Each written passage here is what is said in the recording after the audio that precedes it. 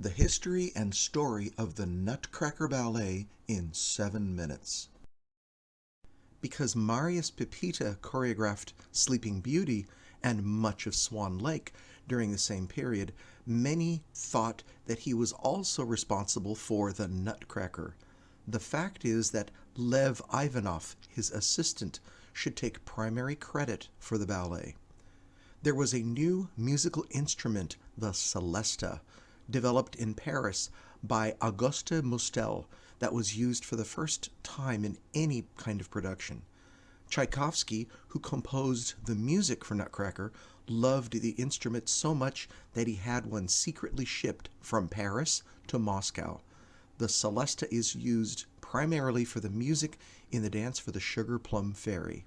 The ballet was first performed in 1892 at the Mariinsky Theater in St. Petersburg, sharing the bill with a new opera, Iolanthe. Neither were very well received. Perhaps the Russians of that time did not welcome a German story, or it could have been that real children were used in a ballet. Using children in any kind of ballet was unheard of at the time. Ballet was for adults only, on stage or in the audience.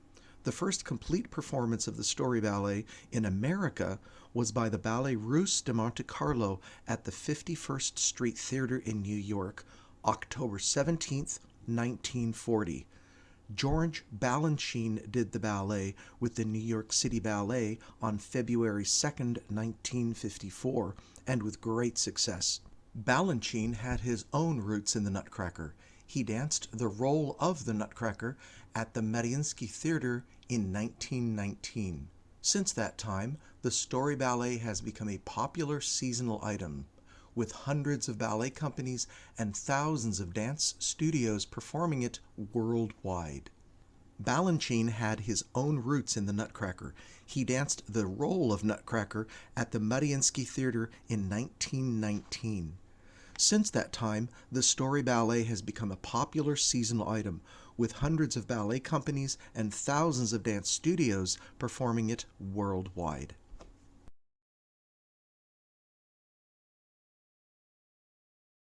Over the decades, some story details have changed here and there, depending on who has produced this story ballet, but it still retains its timeless quality.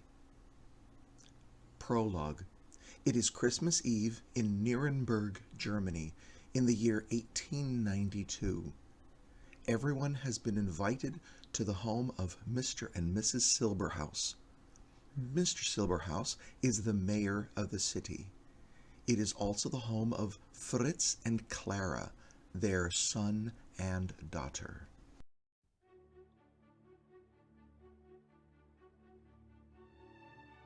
Drosselmeyer has something for Clara Silberhaus, the mayor's daughter, and shares it with the maid. He will give her an enchanted Nutcracker toy that will come to life in her dreams. The tree will grow tall, but this must all be a secret.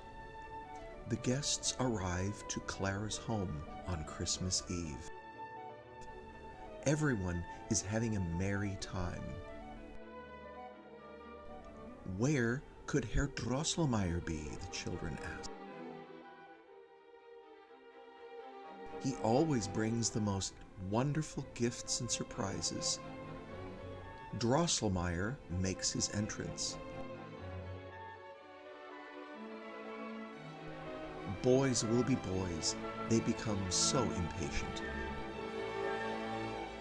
He knows just what to do to keep everyone entertained. Life-sized dancing dolls that need winding up. They are surprised and most curious as to what these automatons can do. They dance around to everyone's delight, but soon it's time for the next surprise. Drosselmeyer has a special gift for Clara and another for her brother, Fritz. He presents Clara with a wooden nutcracker and a stuffed mouse for Fritz, though he was expecting more. Clara is happy and proud, showing her nutcracker for all to see. He eyes her toy and would like it for himself. He asks politely to see it, but she responds with a playful tease. Angry he becomes, so grabbing and pulling ensues, until her beloved Nutcracker is broken. Drosselmeyer knows just what to do to keep Clara happy and their surprise alive, too. He fixes it quickly and without hesitation and returns it to Clara, who is most happy once more. The party now over, it's late at night. Clara finds her Nutcracker, once more filled with joy. It's been such a long day, she falls fast asleep. Before long, curious mice come out to have adventures and play. The whole mouse family arrives, then so come toy soldiers. And quick as you know it, so arrives the Mouse Queen. She is evil, so evil, and frightens poor Clara. She runs to the soldiers, hoping they will protect her. The Mouse Queen makes evil plans, but her Nutcracker has come to life. The soldiers and mice go into battle. The Mouse Queen and the Nutcracker begin a sword fight. Clara throws the stuffed mouse, distracting the Mouse Queen for a moment. The battle over, her Nutcracker now turned into a handsome prince. With the help of angels, they journey into the land of sweets. They work their way through the snow. Even the snowflakes have come to life. They arrive at the land of sweets. The prince tells the story of the battle and how Clara helped defeat the Mouse Queen.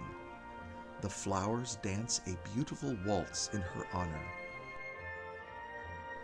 The Sugar Plum Fairy and her cavalier also give thanks to Clara. Drosselmeyer is there to bring her back and keep her safe. She is home once more. Was it all a dream?